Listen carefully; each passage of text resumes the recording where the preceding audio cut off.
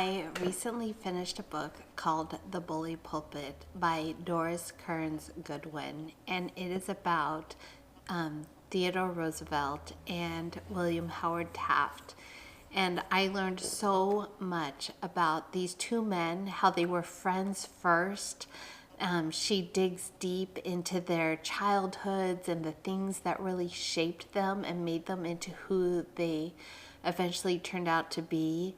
And I did not know a lot about William Howard Taft.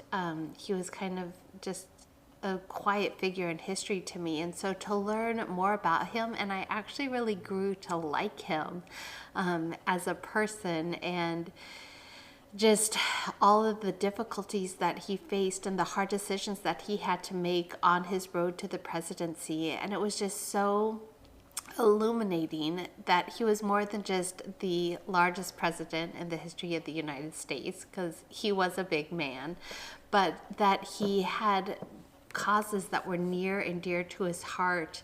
The Filipino people were very near and dear to his heart. He was the first governor of the Philippines after Spanish left the country. And just that right there, I thought was such an interesting piece of information that I did not know. Now, one thing that also happened in the course of me reading this book is I found out I am not a fan of Theodore Roosevelt. He was not a nice person, and he was kind of mean if things did not go his way. And he had a hand in having William Howard Taft elected to the presidency, but he wanted to take all the credit for that. And when President Taft would not give him all the credit and put equal due to his family and specifically his brother Charles, Theodore Roosevelt got all in a huff and did not talk to him for almost an entire year after Taft was elected to the presidency. And I just thought, what a small way to behave towards someone who was actually a friend. And I don't know, it was just really interesting. So policies aside for Roosevelt, I am now not a fan at all of him. And he did some good things, but I don't think necessarily even did them in a way that was good, to be completely honest. I mean, I would never want the job of the presidency, but I don't think I would do it the way Roosevelt did it. Whereas Taft came at the presidency as a judge and a lawyer.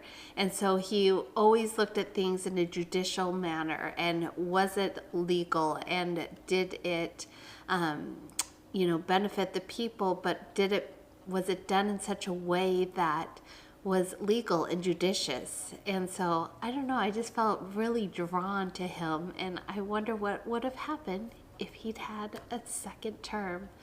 But ultimately, he did not.